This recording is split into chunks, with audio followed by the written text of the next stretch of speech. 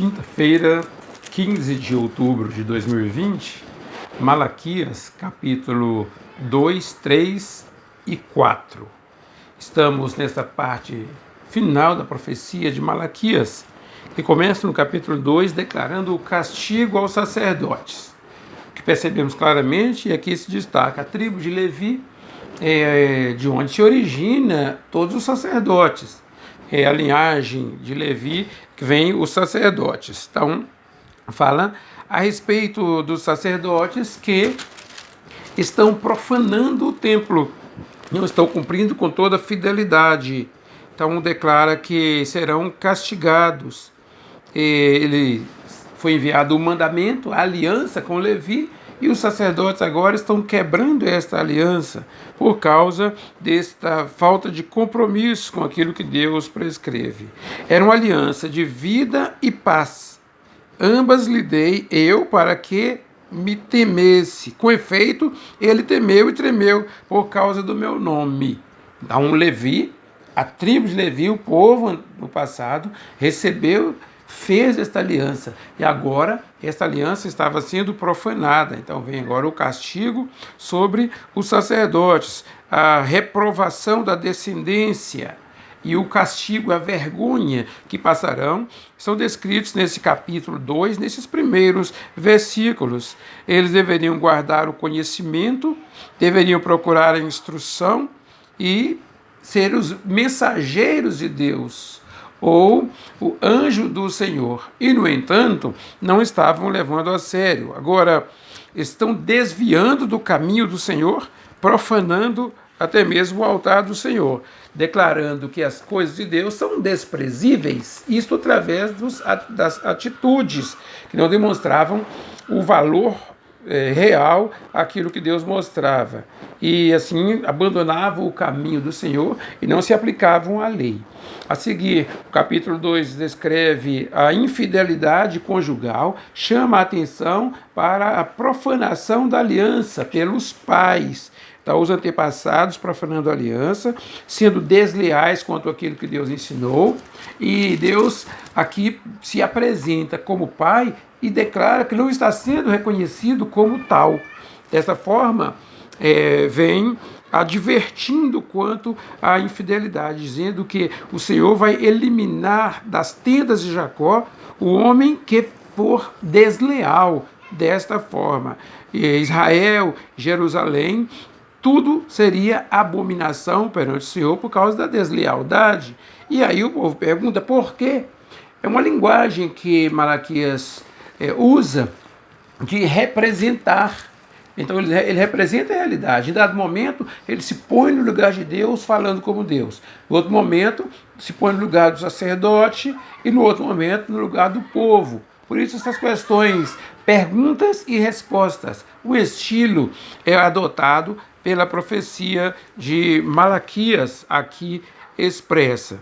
E eles perguntam por quê, e o Senhor vai respondendo às questões, trazendo as devidas advertências, declarando que deveriam ser fiéis às alianças, inclusive falando a respeito do casamento, que não deveriam buscar casamento fora da sua própria tribo, é o casamento sob jugo desigual, não deveria ser praticado. Então ele chama a atenção, falando para valorizar a mulher da sua mocidade, ou seja, aquela com quem você cresceu, aquela a que você pertence à mesma tribo.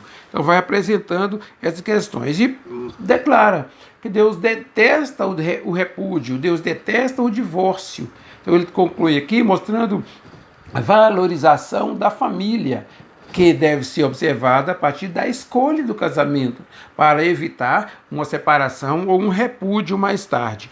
O capítulo 13 fala da vinda do Senhor, mas declara que virá alguém anunciando a vinda do Senhor. A vinda do Senhor precedida pelo seu anjo que proclama esta vinda. Eis que envia o meu mensageiro.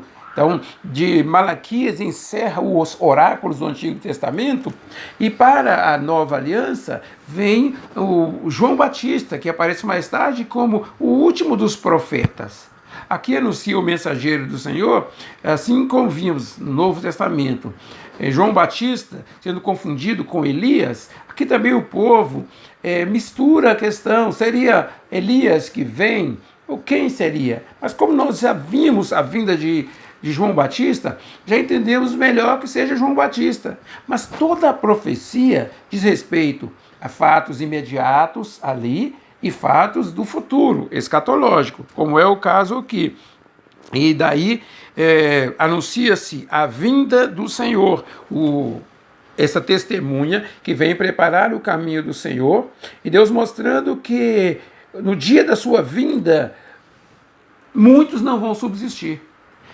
No tempo que ele vai purificar como a prata, como o ouro no fogo, assim também todo o pecador será purificado, porque o Messias vem. Então haverá uma transformação total de vida, um desafio de mudança de vida. E aqueles que estão no pecado vão pagar por isto. Aqueles que estão no roubo vão pagar por isto.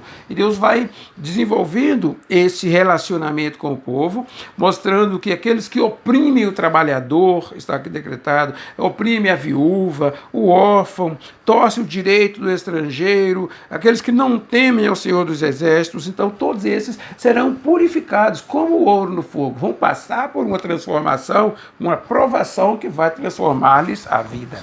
A seguir, Malaquias fala a respeito do relacionamento do povo no templo de Deus e declara que eles deveriam servir ao Senhor. Deus declara, eu não mudo, Deus permanece, o que ele prometeu, ele vai cumprir e ele vai agir, fazendo cumprir toda a sua promessa, toda a sua aliança. E ele diz, desde o passado vocês se desviam dos meus caminhos, dos meus ensinos, dos meus estatutos, vocês precisam tornar-se para mim, tornem para mim e eu tornarei para vós. Então ele chama a atenção do povo, vocês precisam andar na minha presença. Eles perguntam, mas em que nós devemos tornar? Então é aquele diálogo que Malaquias desenvolve aqui, ele fala por Deus, vocês têm que tornar para mim, e fala pelo povo, em que devemos tornar? E ele chama a atenção, olha, vocês estão roubando. O homem não pode roubar a Deus, ele é o Senhor de tudo. E eles perguntam, mas em que estamos roubando? Ele cita exemplo, nos dízimos e nas ofertas. Então vocês têm que trazer todos os dízimos à casa do tesouro. Porque caso contrário, vocês serão amaldiçoados com maldição. Vocês roubam, toda a nação está roubando ao Senhor. Então, vocês precisam trazer todos os dízimos e depois façam prova. Vejam o que vai ocorrer. Como eu vou repreender o devorador? Lógico, o devorador, nós já temos visto nesse caminhar, é aquilo que destrói a plantação, não deixa produzir, vem a tempestade, vem a seca, então é um problema decorrente. Então eles, quando falam de repreender o devorador, é a mesma situação antes. O castigo vinha por causa da desobediência, e aqui a desobediência levantada era o sustento da causa de Deus. Olha, vamos lembrar que o templo estava reconstruído, mas o povo estava sendo infiel. Eles estavam cuidando muito mais da sua casa do que da casa de Deus. E eles estavam também deixando de cumprir com a entrega de dízimos e ofertas. Então o povo foi desafiado quanto a isso, para que assim tivessem prosperidade. Esse é o desafio apresentado aqui. E ele declara, assim que vocês forem fiéis, vou derramar bênçãos sem medida sobre vocês. Assim vocês serão abençoados por causa da fidelidade. Ele declara, todas as nações vos chamarão felizes. Vindo a fidelidade, todo o povo vai reconhecer a prosperidade do povo e vai reconhecer a alegria, a bem-aventurança do povo de Deus. Todas as nações vos chamarão felizes, porque vós sereis uma terra deleitosa, diz o Senhor dos Exércitos. E o capítulo 3 termina mostrando a diferença entre o justo e o perverso, a fidelidade do justo, a bênção sobre o justo, a infidelidade do perverso. Então, vocês acabam se comportando dizendo, é inútil servir a Deus, está difícil, estamos passando por tribulações, vocês falam contra Deus, então as vossas palavras foram duras para mim, diz o Senhor, porque declara desta forma. E o povo, em que temos falado contra ti? Então ele declara inútil servir a Deus, esforçar-se.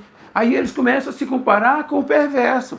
Porque eles vendo os outros prosperando, vendo a alegria dos outros, vendo as outras nações felizes, agora eles começam a querer imitar. Então, nesse sentido, é que eles estão negando o nome de Deus, estão verdadeiramente falando contra Deus quando começam a invejar o comportamento dos outros. E ele declara, portanto, que a diferença entre o justo e o perverso vem no final. Porque é no final que o Senhor vai resgatar o seu povo. E todos vão perceber a alegria do povo. Aí então vocês verão a diferença entre o justo e o perverso, entre o que serve a Deus e o que não serve. Nesse final de história. É como nós hoje. Hoje sofremos como todos. Passamos pelas mesmas lutas. Então, qual que é a diferença entre o discípulo de Jesus e o religioso, e o cristão e o ateu? Poucos percebem a diferença. O discípulo, quando passado por uma prova, ele se comporta como Jesus, percebe-se a diferença? Mas é muito difícil o povo perceber isso. A principal diferença vai ser quando entrarmos na presença de Deus. Os ímpios não entrarão na presença de Deus.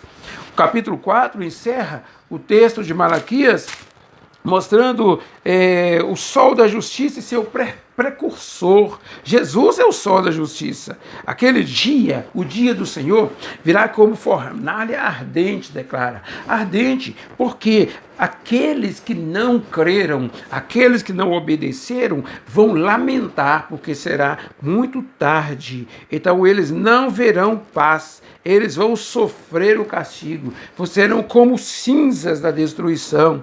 É assim.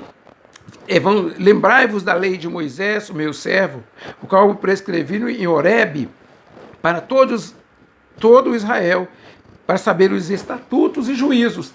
Ele chama a atenção do povo e conclui assim: eis que eu enviarei o profeta Elias, antes que venha o grande e terrível dia do Senhor. Quando perguntado a respeito de João Batista, o povo pensava que era Elias. Então, o que destacamos, aponta-se para essa semelhança, a profecia aponta para o futuro. Ele converterá o coração dos pais aos filhos e o coração dos filhos aos pais, para que eu não venha e fira a terra com maldição. O grande dia do Senhor, dia de paz e alegria para os servos do Senhor, para o povo do Senhor, dia de fogo e de destruição para os que não servem ao Senhor. Encerramos assim a profecia de Malaquias e seguiremos caminhando pela Bíblia, vendo o valor de cada texto profético e descobrindo o quanto o Senhor se revelou. E quando caminhamos assim pela Bíblia, percebe, meus irmãos, como vai ficando claro a organização dos fatos da nossa cabeça? Tudo muito claro. É lógico, quem não está acompanhando essa leitura, as reflexões, as maratonas, a tríade, não tem condições de entender isso. Eles não estão acompanhando, mas todo aquele que está acompanhando está percebendo como que as coisas estão bem claras ao nosso entendimento. Que o Senhor nos abençoe e nos guarde. Amém.